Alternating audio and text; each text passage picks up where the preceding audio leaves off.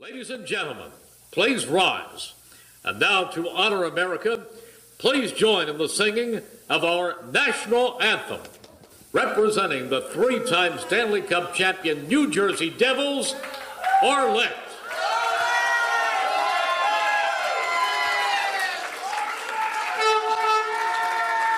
I feel like I'm at a game. Oh my gosh. Oh, say, can you see by the dawn's early light what so proudly we hailed at the twilight's last gleaming, whose broad stripes and bright stars through the perilous fight o'er the ramparts we watched were so gallantly streaming, and the rocket's red glare, the bombs bursting in air, gave proof through the night that our flag was still there.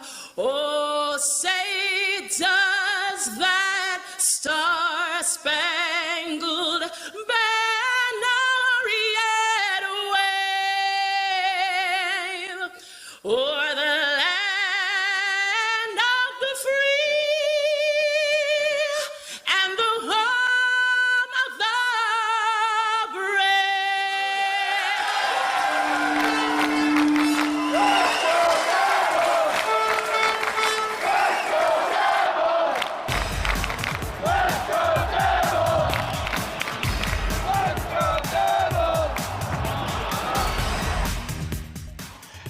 Happy Devils Sunday. This is the Let's Go Devils podcast, season 5, episode 4.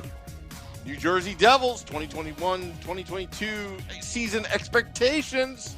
I'm your host, Sam Wu, here with Scotty of SiriusXM Liquid Metal, Beer Baron of all beers, streaming live on Facebook Live, Twitter Live, YouTube Live, and Twitch on the Primetime Radio Network.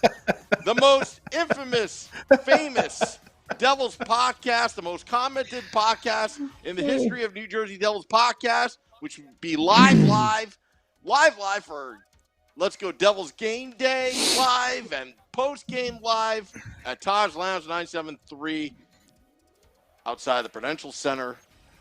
I just had to get that plug in there. Future Emmy winning. Future Emmy winning. Future Emmy winning. Yeah. Just give ourselves a pat on the back. High quality stuff. New Jersey Emmy. Do they have those? The New Jersey Emmys? No, do they have yeah, those? they're called. That's what we would win. They're called the Forget About It's. You know what I mean? You know, now accepting the award for the Forget About It for the most commented podcast in New Jersey Devil history. Mr. Samuel P. Wu. What does the P stand for? Power. Because he's got power. It's called unlike the a Devil. Bayonne. What can we call it? Like a Bayonne boom or something like that. Speaking of power, didn't the power go off on Thursday? Bayonne. We are live here at the Bayonne Convention Center, where you're going to get some awards thrown in your face and maybe a tomato or two. Because you're in friggin' Bayonne. Oh. Friggin' Bayonne. Bensonhurst. Oh, man. So I see the title of the show tonight, 2021-22 season expectations. I didn't know what to title. Ooh. I didn't know what to title. I mean, they're obviously winning the Stanley Cup, right, Samu? Right? That's what it is, right? Put it in the books.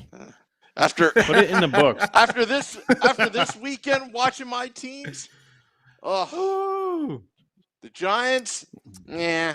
Even the Jets, I can't. Yeah. Penn State, yeah. You guys, Penn State was winning 17-3 at one point. What happened? Quarterback. Then the wheels fell off. I don't want to talk about wheels falling off, though. They did have a pretty big, power outage at the old arena there. the other day, and got a game canceled. So what happens in that? Did they go and play like on the practice rink or something like that? No. So from my understanding, they basically went over to the Islanders and they said, "You guys just want to go home?" And they were like, "Yeah, screw it, let's just go home." That's pretty much from my understanding, like of how it went down. It was probably blew through a jar of jelly and it knocked out half the lights in the stadium. And then they were like, "Let's go home." That's it. Do you want to know what really happened? You jammed it like Spaceballs? Yeah. Jam. Raspberry. I hate raspberry. This is, anyways. According to Corey Massack of The Athletic, he says... Lost the beeps, the sweeps, and the creeps. He said that there was a short in... There's a short in an electrical duct that caused the power outage inside the building and tripped a breaker, according to a team. Well, don't they got someone a guy tripped?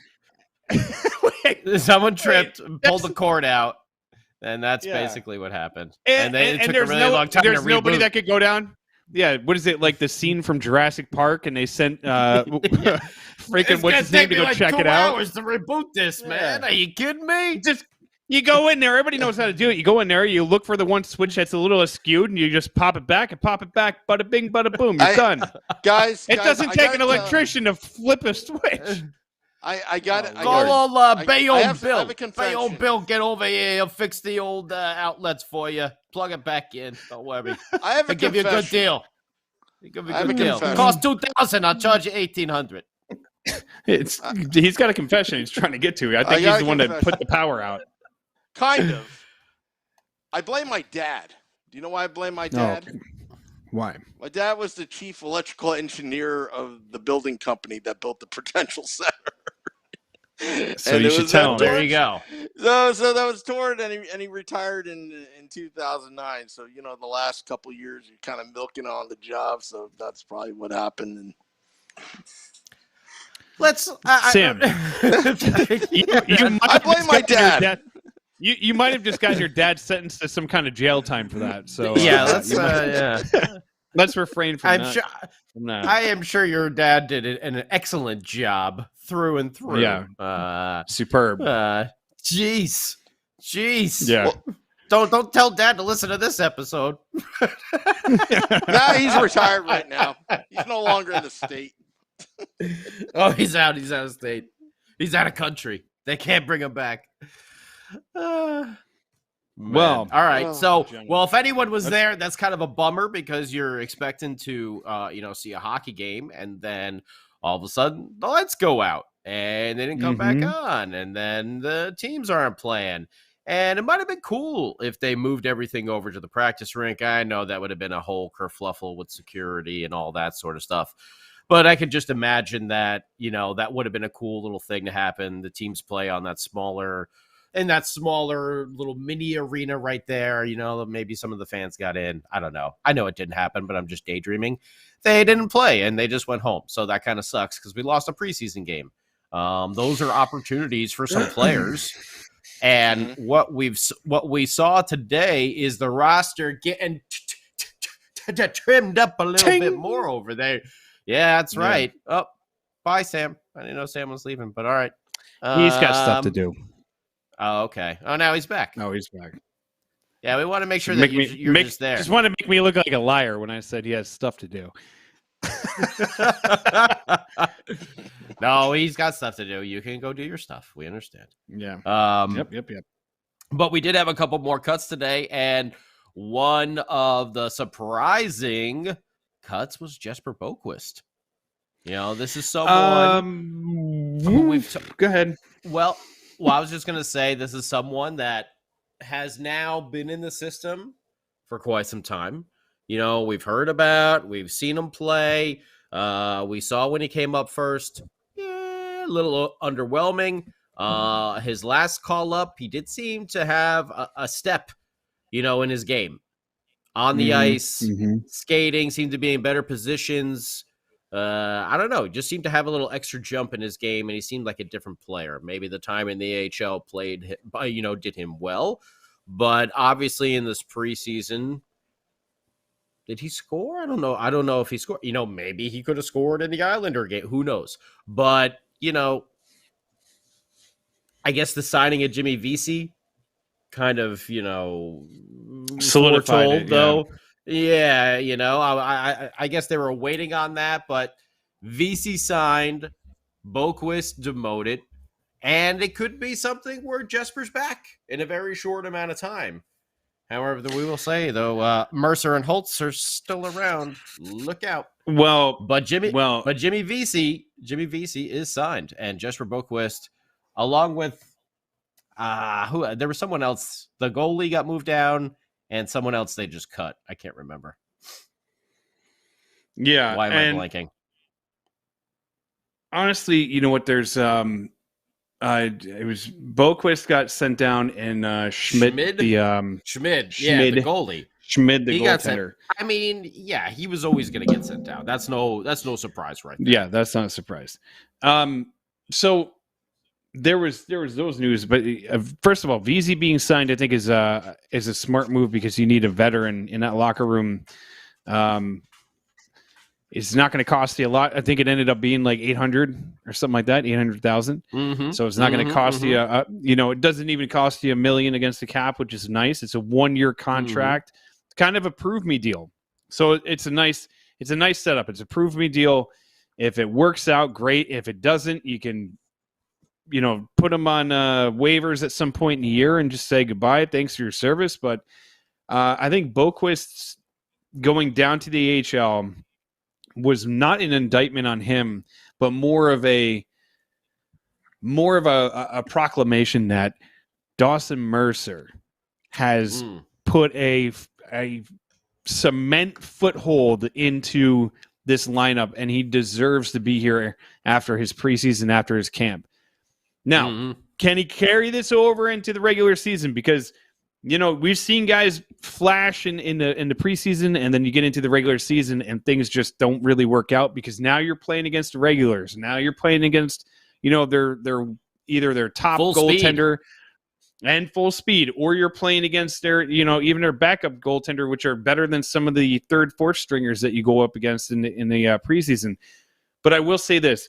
I think that the kid has a legitimate shot of staying with the team year long. I hope it's not one of those things where it's like, all right, he played 4 games, didn't play well. Now he's going to go sit in a luxury box for 3 weeks and watch, because that's not going to help him. You just put him out there. You let him go through those growing pains. You have him on the 4th line, or even if it creeps into that 3rd line, you let him kind of work through it. It's a young team, but there's other guys that can kind of cover up mistakes for him. Now you have a defense where if Dawson Mercer leaves you out to dry, it's not going to end up, really killing you. So I don't know, man. I'm very excited to see him, and I'm very excited to see what the final roster cut down is going to be, because it's getting close, getting real close. Real close. Oh, no, it is. Oh, next Friday coming up is when we start. And I can't wait. Chicago Blackhawks. This Friday. The Chicago Blackhawks on Friday, October the 15th, not the 13th. Hello to everyone on Facebook, by the way. It's Akira Schmid, right? Am I saying Schmid. that? I don't know. Schmid. I'll take the chance with that one. But yeah, he got sent down to the AHL. No surprise. Jesper Boquvist going. Jimmy Vesey signed. And I think you're right, man. Dawson Mercer looks really good. I mean, again, we're talking about season expectations. I think we should not let them get out of control for these young kids. We don't even know if they're going to make the team. Winston's excited about it. He's pumped, man. He's pumped. He saw Mercer and Holtz, and he was pretty excited about it. And that's someone else, who has survived the cuts here so far. Well, can I just say something? I need to interject, because I was reading an article that's very important. So the Devils have put together their power play units right now, and as it sits right now, if the season started tomorrow. On the first wave, you have Dougie Hamilton, Jesper Bratt, Pavel Zacha, Jack Hughes, and Nico Hischier. That sounds pretty exciting. On the Jack second Hughes unit, and Nico, and then Nico. Yep. All right. Go On ahead. the second one, PK Subban, Thomas Tatar, Igor Sharangovich, Yanni Kuokkanen, and the aforementioned Dawson Mercer. Dawson Mercer, okay. That says, dude, that speaks volumes for this kid if they're going to put him on that second power play. That's a big move. That's a bold move, Cotton. It's a bold move. We'll see if the strategy pays off. That's a bold move. It's a bold move. It's a bold move. I mean, those look pretty nasty. Man, I like the way that looks. Yeah. I mean, all things considered, if it does shake out, and that's what the power play unit is in the first game, the first week, I think that shows a lot of promise, but it also shows like the faith that the coaching staff obviously has in Dawson Mercer, and it's kind of interesting to see that he's on the power play and not Holtz, because Holtz has, I mean, we saw it on display in some of these games, in the preseason. He has an absolute beauty of a shot. But Dawson Mercer, there's something about this kid's game. He's a bulldog to the net. It's a small sample. We see, it's not like you and I are, I'm sure there's people out there that go and they're like, I watch every junior game he's been in, and I watch the QHL. We don't. So what we see is what we see. We're not NHL scouts. Yeah, we're not NHL scouts. We're just regular fans here, Just talking like we've always talked. Yeah. But I agree with you. I think though we should lower our expectations. Oh, I'm not saying I'm not saying he's going to put 50 goals up, No, I know, but if he doesn't, end up on the second power play, if he doesn't end up there, it shouldn't be, we saw that in the preseason. What happened? I don't think it's a case of that. He's young. He'll grow into it, obviously. But I think we should just be careful about all the expectations we do put on this team, because they are still very young. Yes, we got a lot more experience with Ryan Graves, with Dougie Hamilton, bringing in Tatar as well. Nico, hopefully healthy this year. Zacha coming along now. We got some guys that have been here for a little bit, but they're still a very young team. So young teams make mistakes. Don't forget, the last time they're going to flash the brilliance. I checked. Yeah, the last time I checked, they only have 4 players that are over 30 years old on his roster. I think they are the youngest team in the NHL this year. That's pretty crazy too. You say things like that, like they're the youngest team, but then you forget, like, Nico's been in the league for what, 5 years now? Jack has been in for 4, something like that. 3 or 4, Is it 4? 5 and 4, or 4 and 3, one or the other. I think it's 4 and 3, right? Maybe it is. I can't do simple math. I can't speak. I can't do math. Can't do anything. Go crazy over here. Our pets' heads are falling off. Anyways. Just going to be random movie quotes sprinkled into one thing that I will say though, one thing that I do have raised expectations for is the defense, because the one place where we are older, more veteran, is on defense. Dougie Hamilton, now Ryan Graves, PK Subban, even Siegenthaler's got some time under his belt, but obviously Damon Severson as well. We have a lot more. Yeah, we have a lot more experience now on defense, And I think it's time to really, this season, let's see them, clean up a lot of those defensive miscues. And, man, how much time did we spend talking about the old NFZ with Sam Wu last season when that defense was just atrocious? Okay. So I think having increased expectations for the defensive side of the team, I don't think that should be far off, though, because, we did these. Dougie's no rookie, Dougie's no rookie. And neither is Ryan, neither is PK, neither is David. So, there's the core of your defense right there. And none of these guys are. This is the older part of your team. And don't forget about Ty Smith, who is no longer a rookie. He's no longer a rookie. Yeah, he's still a baby. He's still a baby. He's the one that maybe you expect those growing pains from. But with Dougie, with Ryan, PK playing on that lower line instead of those top line minutes, same thing hopefully with Damon Severson.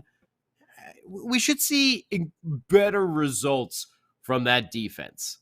I think it might be too much to put on the offense right now, just because they are a good portion of them are still a lot younger. But that defense, barring, hey, knock on wood, we don't want to see any injuries or anything like that. But if it stays through the season, constructed as it is, I think we should really see some improvement on the defensive side of the game. Yeah, sorry. I'm on the YouTube Live, and I'm just reading some of the comments that are on the YouTube Live. And thank you, by the way, for everybody that comments on YouTube Live, on Facebook Live, on Twitter, on Twitch, on Periscope, on Mars, wherever the hell you're watching. I just want to say, so Lil Fireboy 87. That's it said, I'm excited to see how Ruff can align all these new players together for the benefit of the Devils, like his old Sabres days with the Dominator. So, perfect example of kind of like one of the things that we're talking about. If you remember those old Sabre teams when they had Briere and they had Pominville and Vanek, and they were electric, and they were winning a ton of games. Yeah. They could never get through the playoffs.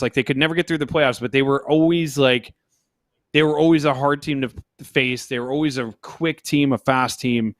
I agree, dude. There's so much good potential, but it's like tempered excitement. I'm also excited to announce that listen to the Devil's State of Mind podcast on Monday and another one later this week about the 2020, the 21 and the 22 NHL season, and another NJ Devils expectations pod with Jersey Joe and Neil Villap. Sorry, Neil, I'm going to screw up your last name, so just Neil. Friends of the podcast.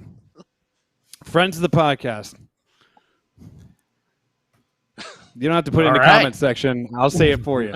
So anyways, but that does bring up a good point. All these young players, the way that it's going to gel together, is going to be very interesting. Very interesting. But I don't know, man. I'm just chomping at the bit for the season to start, I suppose, and just looking forward to Friday, because I'll be there. Sam will be there, right, Sam? Yeah, I'll be there. Very nice. One of my biggest concerns, getting to your point, Scotty, about the defense, I think 5-on-5, I think the Devils look very good. It's just that when you're man down or two-man down situations, they haven't during preseason. They've been horrible on the kill. To be honest, if they're going to have to get it together and figure this thing out, otherwise it's going to be another long season. You can't be giving up at least 1 or 2 goals a game. It's already hard enough to score goals in this league, but if the Devils were to thrive and get W's, if they're solid 5-on-5, I'm cool with that, but it just seems like all that's a waste if suddenly there's 2 or 3 quick goals because of bad penalties that your team took. Bad penalties. Isn't that why we signed Jimmy Vesey, though? Isn't that why you signed a guy like Vesey to be on the PK? We're talking about defense, though. Like on the defensively, yeah, I get that, but because again, during preseason, a lot of those power play goals were. What's the matter?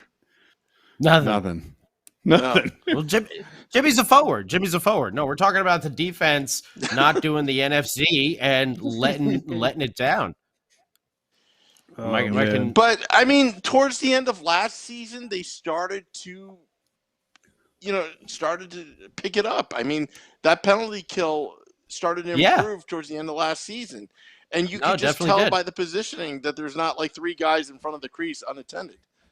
It was just only 2. Well, no, I'm just kidding. But and that's well, that's what I'm saying. If we get, if we go again and like we go through the same rut of, poor penalty killing, not clearing the crease, and giving up these bad goals, someone's got to start being held accountable for that.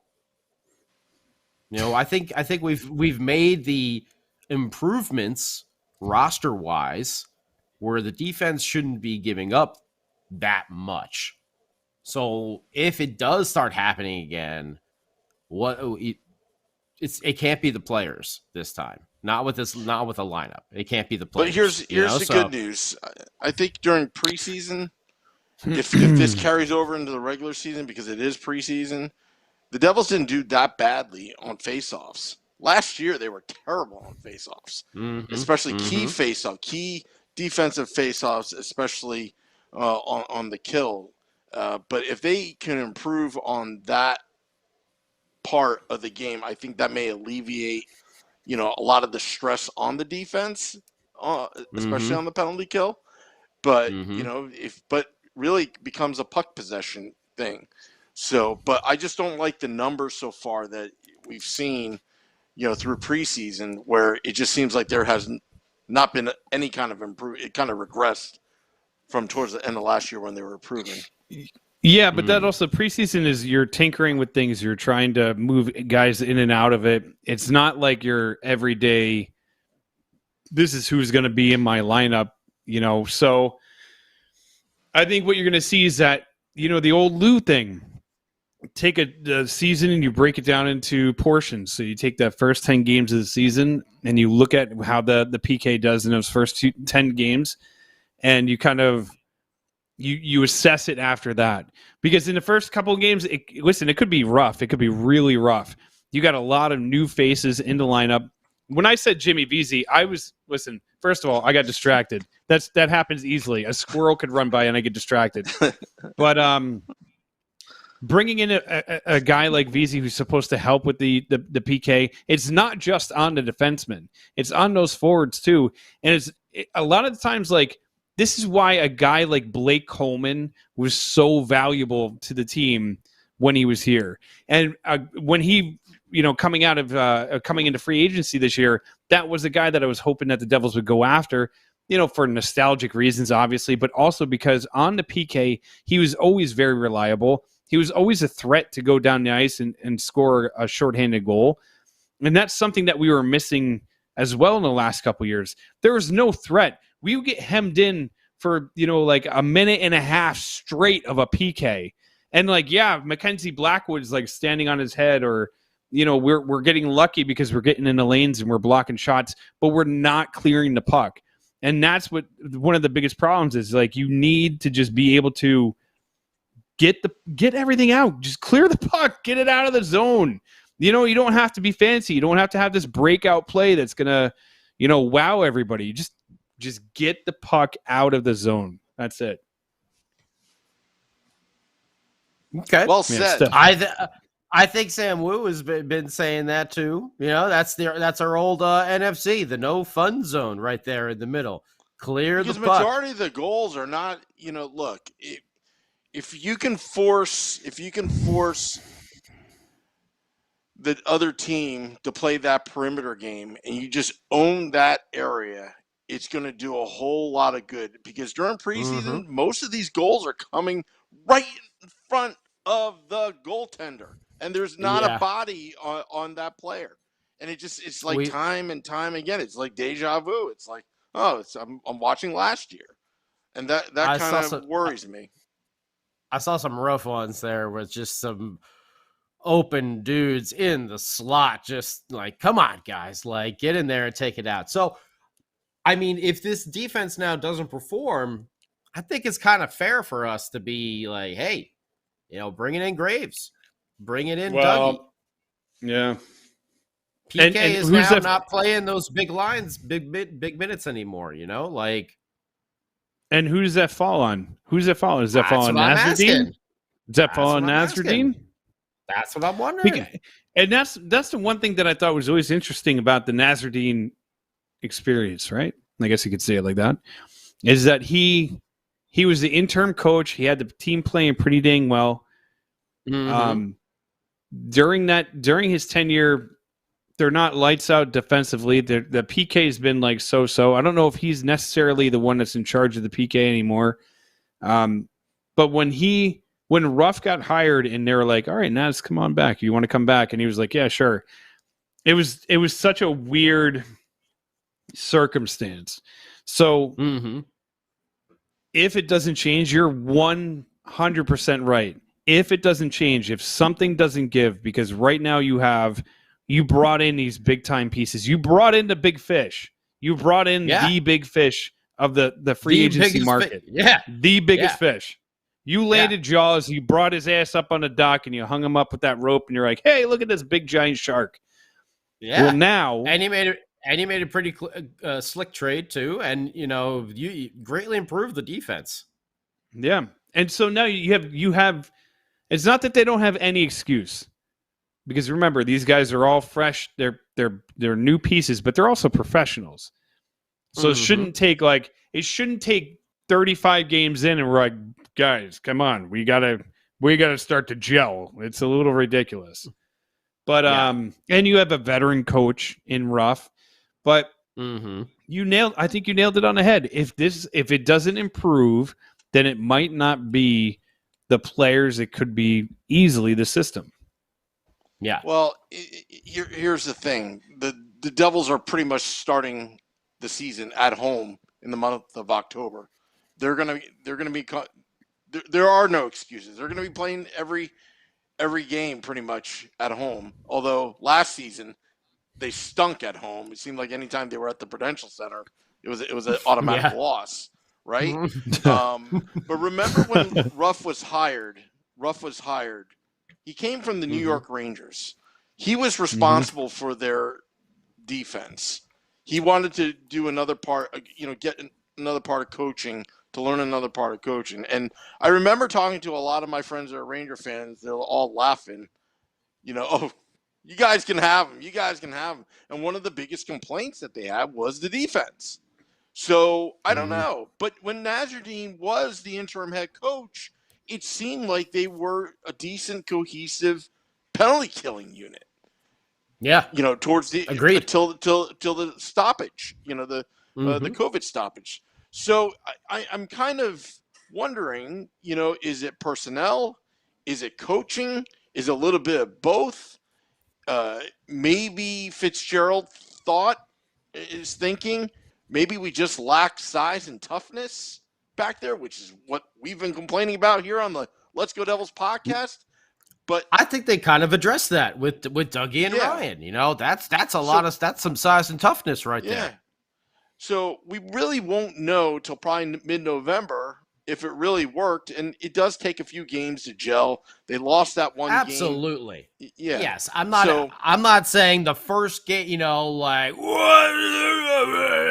but like Beer Baron was just saying, what? 35 games into the season, we shouldn't be seeing that okay, they're just, like those first couple weeks, we all know those first week or two, everyone's getting to the swing of things. You got to pick up your game. The schedule might be a little choppy at first. What do they play on Friday, then they don't play again till Tuesday, right? I think they play Tuesday and then against the Kraken. Yeah. So, I mean, that's a big break. You play your first game, you're all hyped, you're ready, you're pumped, and then, let's take 3 days off. So it's gonna take a little bit for them to get going. But, yeah, if it's 35 games in and we're like, what in the heck is going on here? If this team is 0-35, I'm just to sell the team. The sell the sell the team will be back. I'm giving you 35 games. Okay, I'm guaranteeing they won't be 0-35, but the defense should not be letting up those big gaping, like we were seeing in the preseason. No, those guys that are just wide open in the slot, just winding up and just we don't want to see that. And I get it; it's preseason. That's not the final lines and final combinations and everything like that. That's why I'm not judging it so harshly.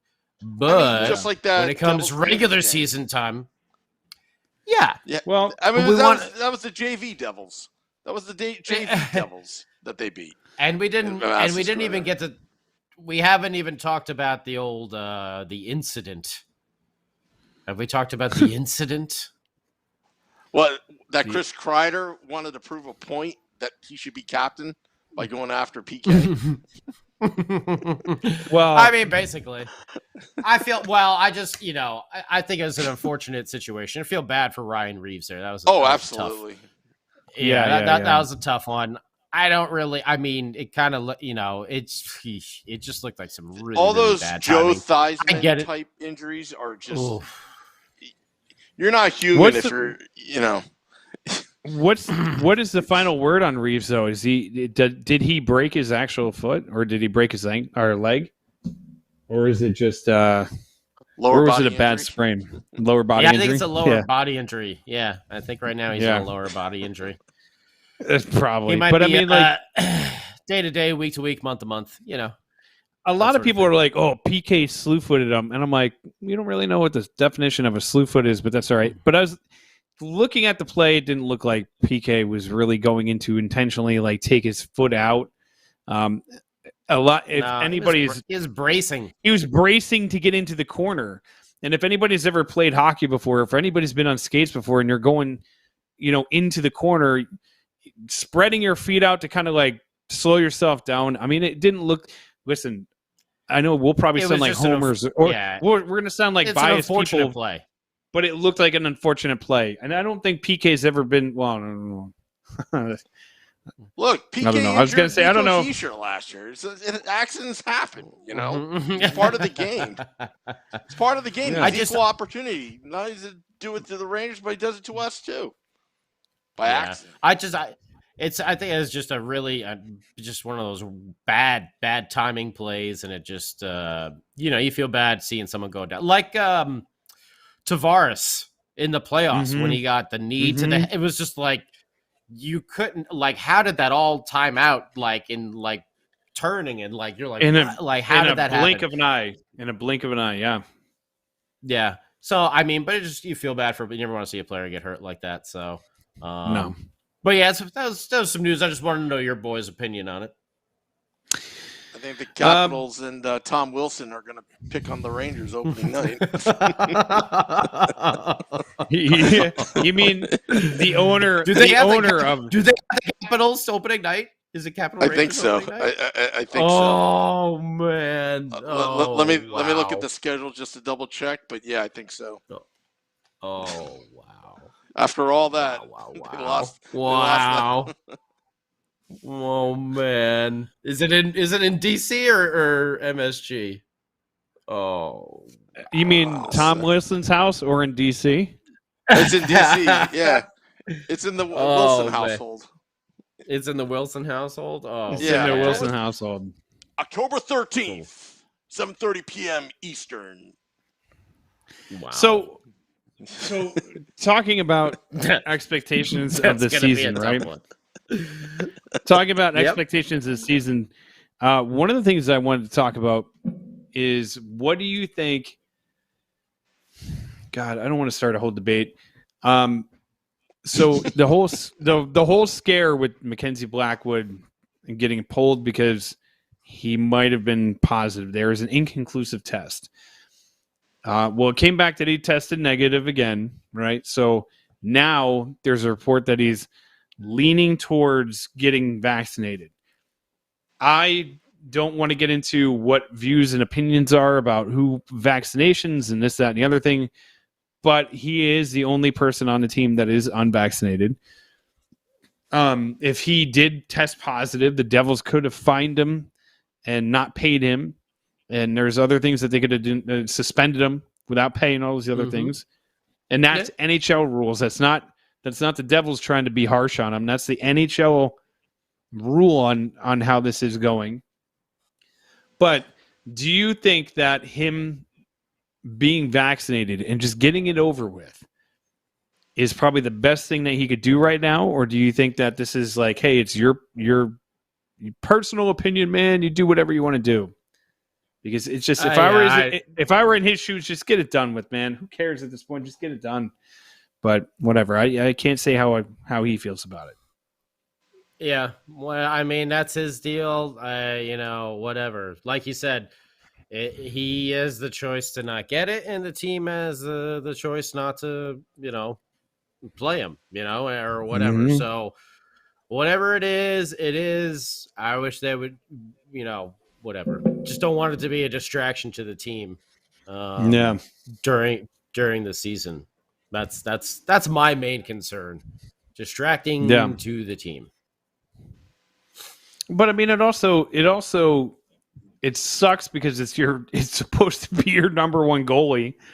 You know what I mean? So it's not like it's a fourth line center who's like, I don't want to do it. And you're like, all right, fine, whatever. That we don't really need this guy. It's, one of the more important people on the team. So, I mean, I don't know, dude. I mean, that's his choice. If he gets sick and he goes out, I mean, it screwed him up last year. He said like how he lost weight and everything like that.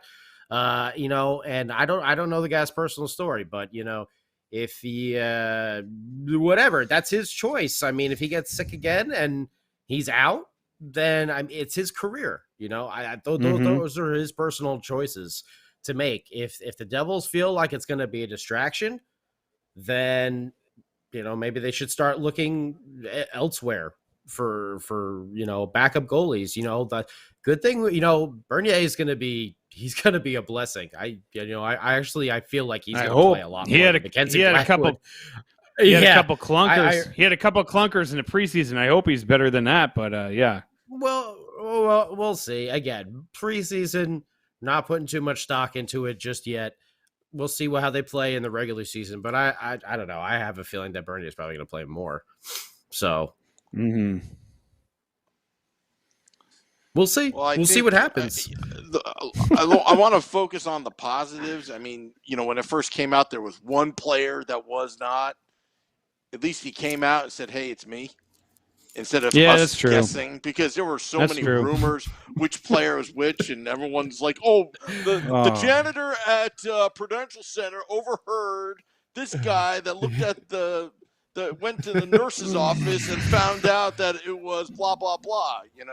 You see, they went to the nurse's office? Yeah, no way.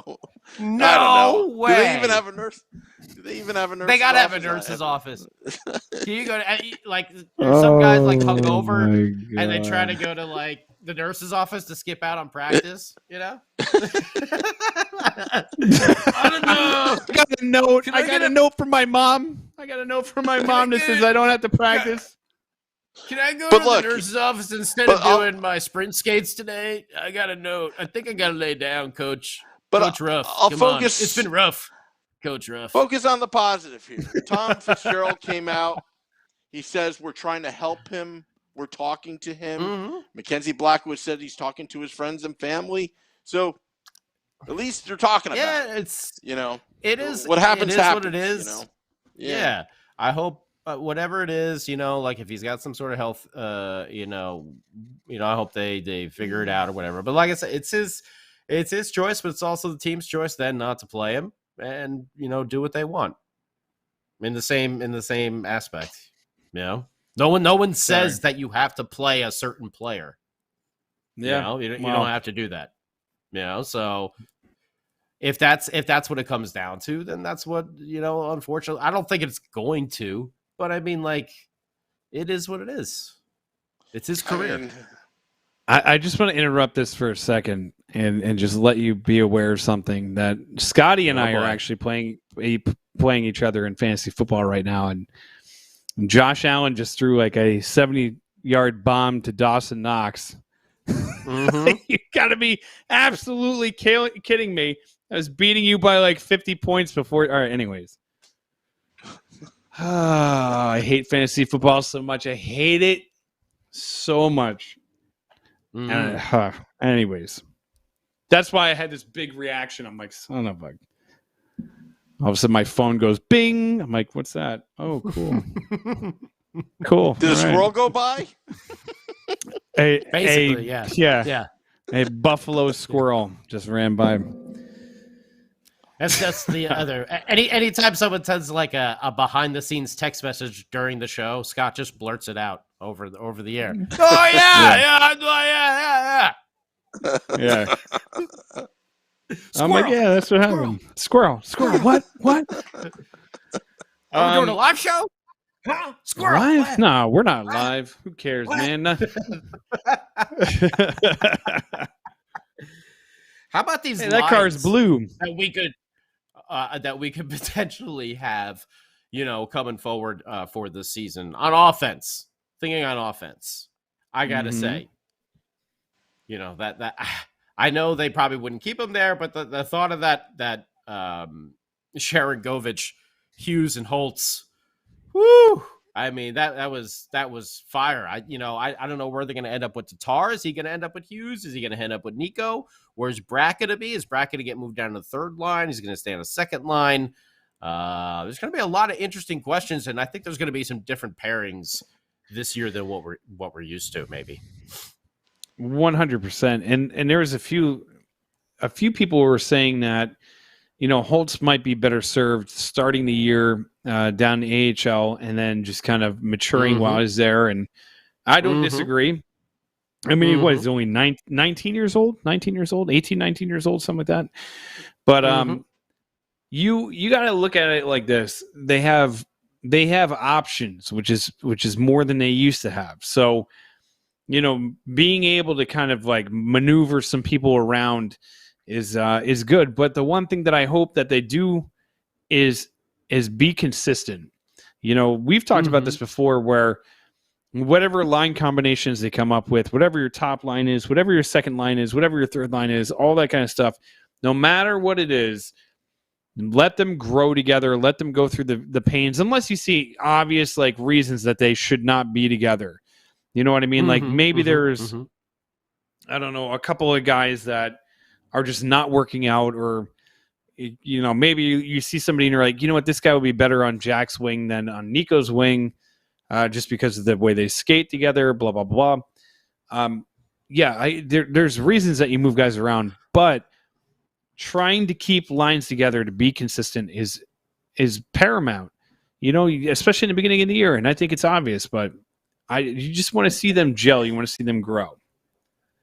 And please tell me, what was the name of one of the greatest wrestling factions of all time, led by Ric Flair, had Arn Anderson in it, Tully Blanchard?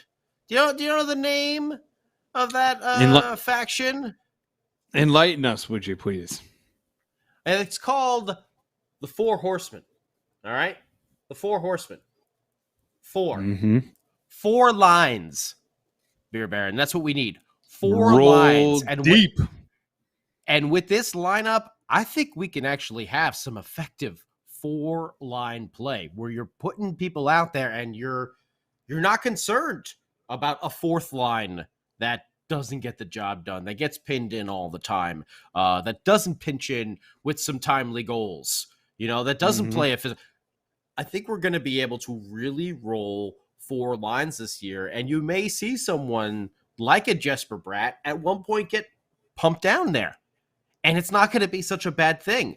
Can you imagine, maybe a Michael McLeod, Miles Wood, Jesper Bratt? I mean, that's going to give that line just so much more pop. And playing against other fourth lines is going to allow Jesper Bratt to expose some of that, and maybe get some offensive flow happening there. I'm really excited about the idea of having 4 lines rolling here, and that has a lot to do with having your boy who you're talking about earlier, Dawson Mercer, make the team, because he solidifies that, being able to have that third line now be a little bit more better, not be a drastic difference from your top 6 between to your one 6, and yeah, exactly. And that's the teams that have success. If you look at like the Islanders, for example, they're all 4 lines you could put out in any situation. Yes. And I think that's what's important. Like it shouldn't be situational hockey where you're like, all right, we're in a pinch here, we better put our top line out. No, you should be comfortable putting any line out there, any line combination. Yes, it doesn't matter who's out. And like if you have a team where you're playing like not so much Crosby. I mean, Crosby's still dangerous, and the Penguins are still dangerous. But if you're playing like Toronto and you have that Austin Matthews line out there, like you don't have to be like, get the John Madden Pandolfo line out there. Let's go get the checking line out there. Like no, it should be throw Jackie Boy out there. Yeah, or like let's put our top. Yeah. Or Nico, let's put our top line against their top line, see how they do. Or let's put our fourth line against their top line and not get worried that their top line is going to embarrass our fourth line. And I think that's the key to having Miles Wood on the fourth line, because there's people that are like, he doesn't deserve to be on the fourth line. Having lines 1 through 4, don't even look at it anymore. If your team is good enough, you don't have one, a first line, a second line, a third line, a fourth line. You just have 4 lines. It doesn't matter. You roll them out in any situation. And when you have somebody like Miles Wood that could fly on a fourth line like that, or you have somebody with, like Mikey McLeod and Miles Wood and unfortunately Bastian last year, the 3 of them started to really click.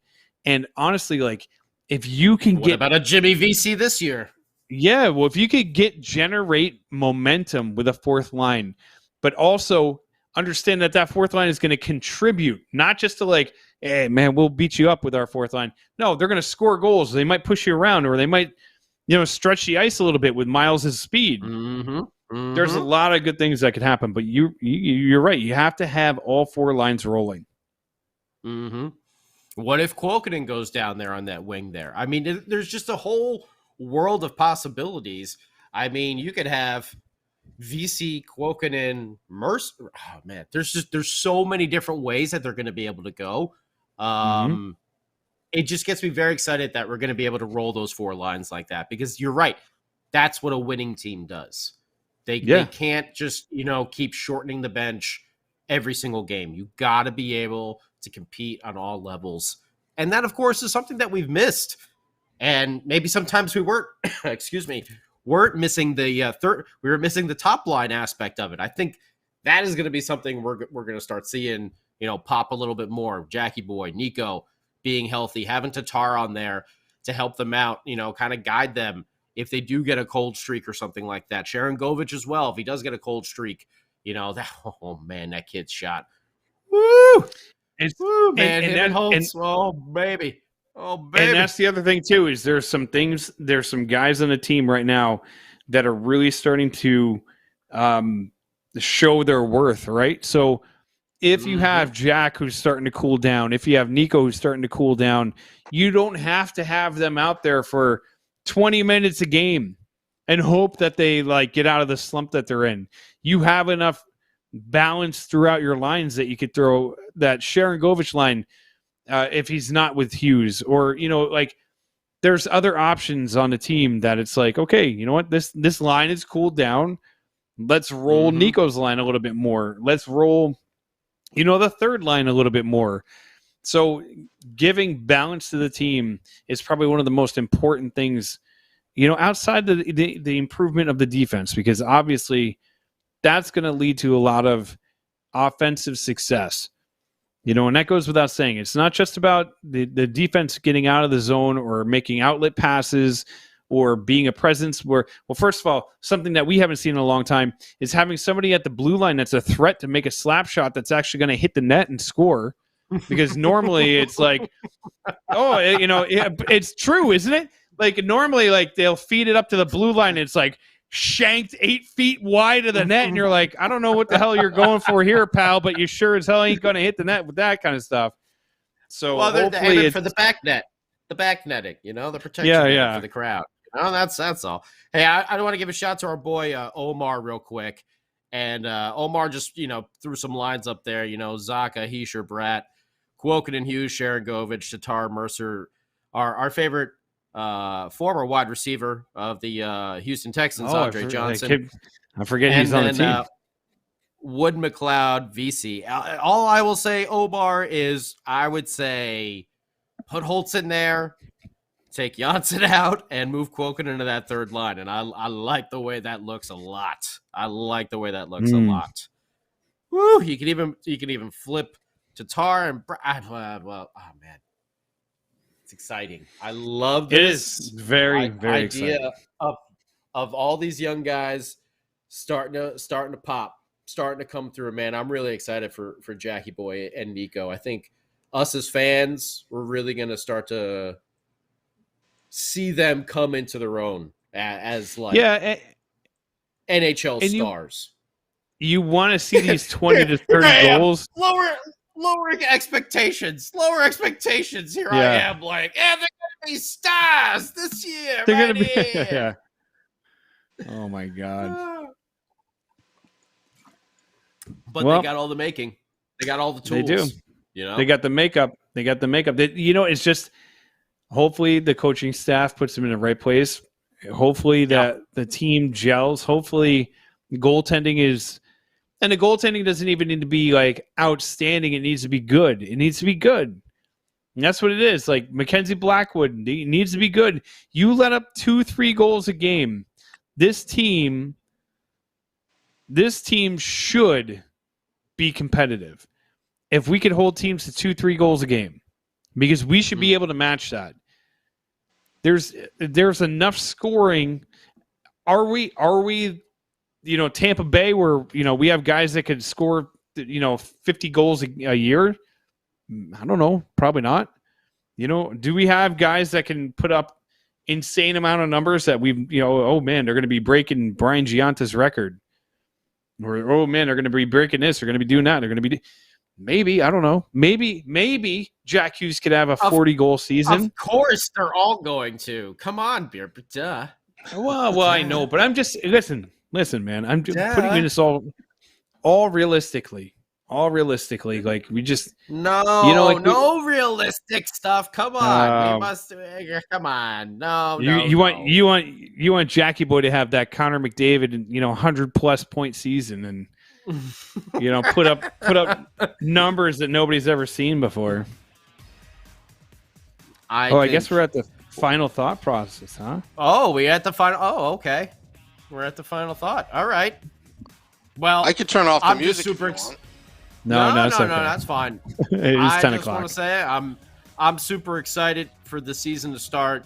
I think we're all going to be, surprised when we see the Devils go out there and perform this year in a pleasant way.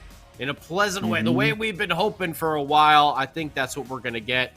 May not be game 1, it may not be game 2, but we're going to see this team come together.